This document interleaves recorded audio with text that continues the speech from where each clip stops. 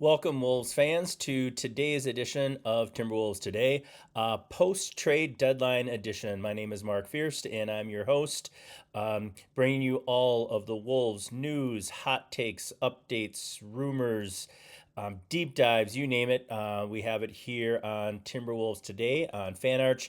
If you are not a part of the Wolf Pack yet, make sure you hit subscribe so you can get those updates on when new episodes are launched.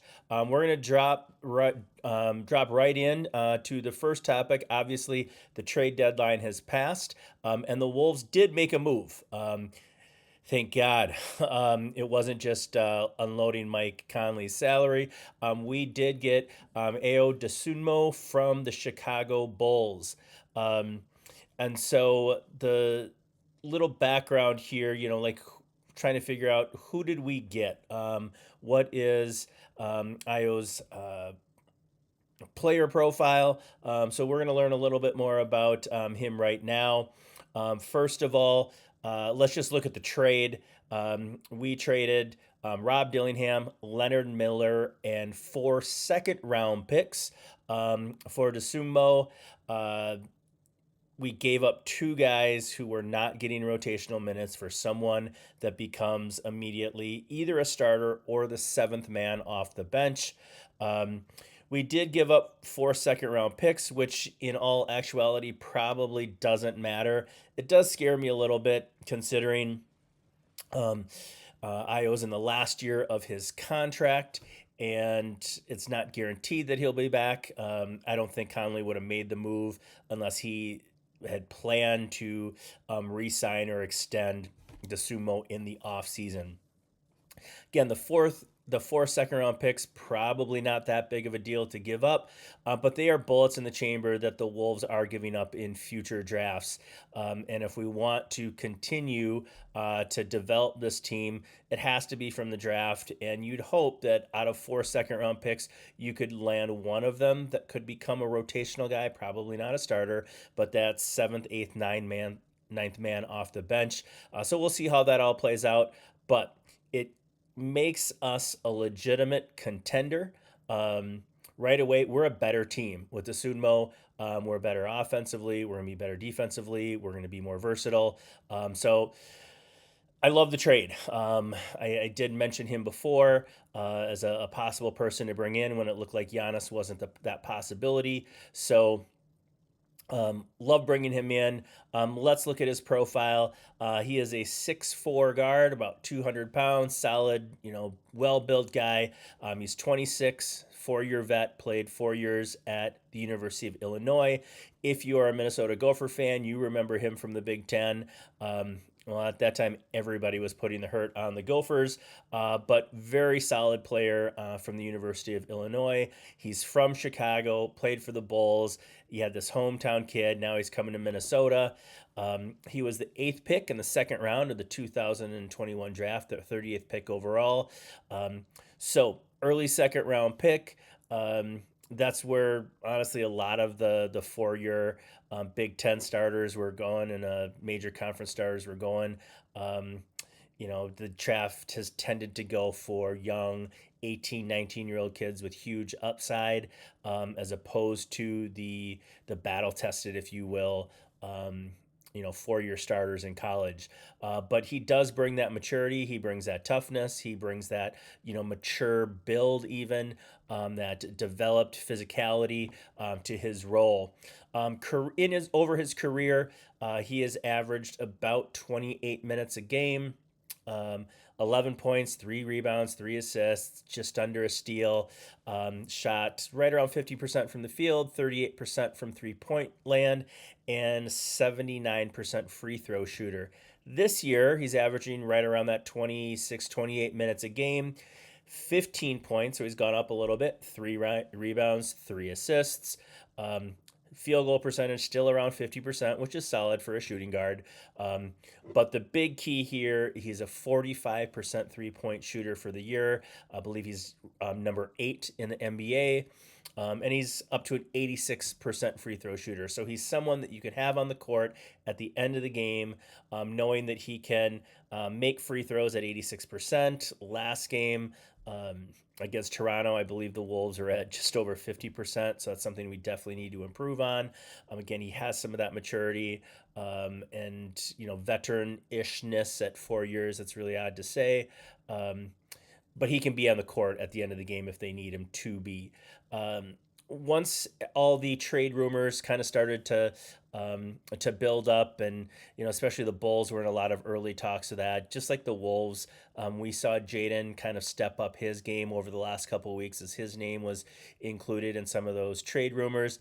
Um, Io did the same thing in his last 15 games. He's been averaging 17 points, 3.5 rebounds, 4 assists, 48% from three, and 85% from the free throw line. So he has been putting up good, solid numbers from the bench. He was not in conversation for sixth man of the year to this point, but when you compare his numbers to some of the other people that are up there in that sixth man of the year odds, he has similar numbers. His highlight really this year, just recently, was on January 31st against the Miami Heat. He had 29 points, 8 rebounds, and 9 assists. Um, 5 of 6 from three. This was in about 35 minutes, so he got a lot of minutes in that game. But 29, 8, and 9. Definitely solid numbers. He can, if he's asked to play a starting role, if he's asked to put in more than 30 minutes, let's say there is an injury to our depth, maybe Dante gets injured and Io takes on a lot of those minutes, we know that he can definitely produce. One of the things that I really love about Io is his defense that he brings. He brings a high motor. He's physical, brings a lot of energy. His defensive rating is 120.5, which I think is a little misleading considering the physicality and the intensity at which he plays defense. Uh, Defensive rating, although it's an individual stat, obviously is affected by your team. To give you some context of what a good defensive rating is, Io's at 120.5. Ant, Dante, Jaden, and Julius are all around 113, 114. Rudy's at 109. Wemby, 103. Chet, 104. And so compared to the guys on our team, definitely has a lower defensive rating. But he's coming into a ninth ranked defensive rating team in the Timberwolves. Uh, he can get up, play the ball, be physical, be aggressive, kind of a Nikhil Alexander Walker type, just with maybe a little bit more physicality, maybe not quite as quick as Nikhil. But when you compare, what we lost in the offseason, everyone is lamenting about letting Nikhil Alexander Walker go.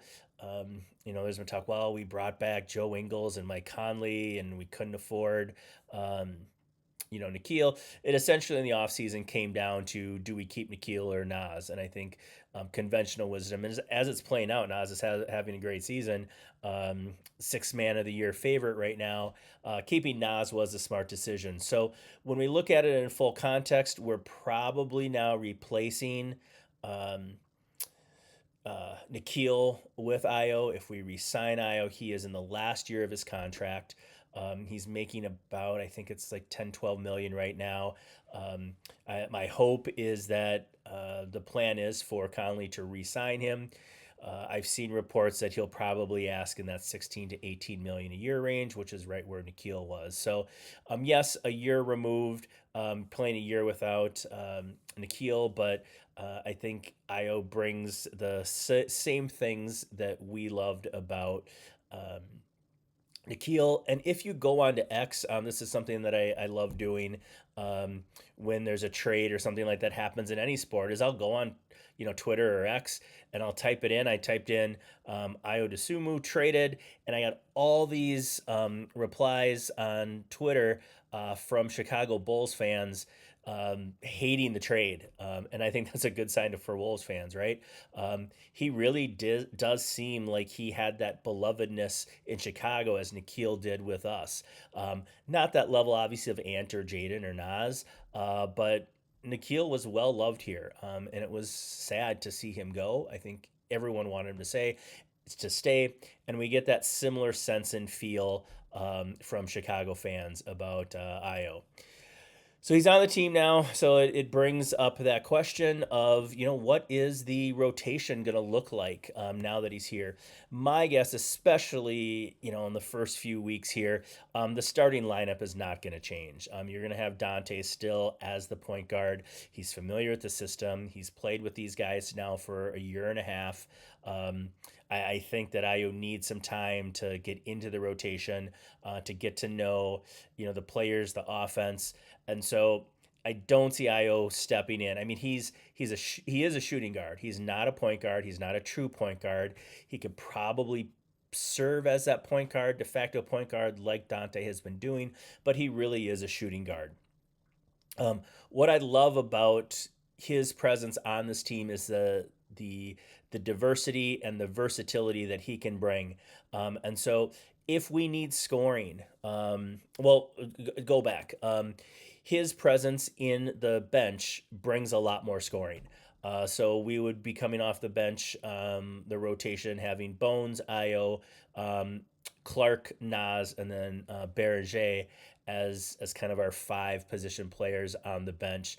He definitely brings a lot more scoring. Essentially, we've replaced Conley with Io, and so a better shooting, more scoring, better defense. So he will fit well into that second unit. Let's say we are down, we need to make a run, we need a little bit more offense. We could put Dante, Ant, Io, Jaden, and a Nas on the court. It's a smaller lineup, don't get me wrong. We don't have a true center. But depending on the matchups, we'd have five players on the court that all shoot above 40% from the 3 point range.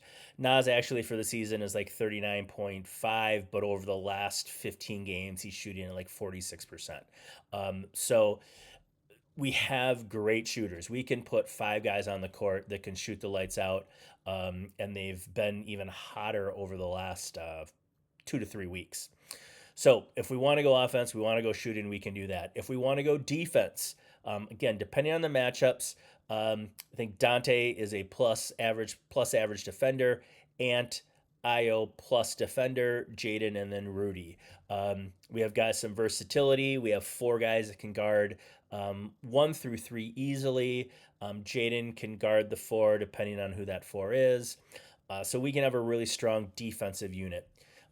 For teams like Denver and San Antonio with centers that are very mobile, can step outside, can hit the three that Rudy struggles with, we can go Ant, Io, Jaden, Julius, and Nas. And then Nas or Julius can guard that five spot. Even Jaden can play on Wemby at times as well. But bottom line, I think our rotation is in a much better spot, just from the traditional standpoint, conventional standpoint of keeping Dante DiVincenzo at the point. Having Ayo come off the bench, having two solid scoring options in him and Nas, really, really helps our team. It is a significant upgrade from what Mike Conley has been giving us. Still love Mike, who could still come back on the team, but have a much better second unit. Also, we have a lot of versatility in what we can do, and we can change our lineup to match who we're playing as well. So we have not a brand new team, obviously, but we have a different looking team through trade deadline. The dust has settled. When we look at the Western Conference, how do the Wolves stack up now against other teams that have made moves at the trade deadline? And really, not much had happened to West contenders. There's a lot of movement back and forth against teams trying to rebuild, in mini rebuilds, trying to tank. Denver, Golden State, Houston, Phoenix, San Antonio, Lakers, and Portland pretty much didn't do anything.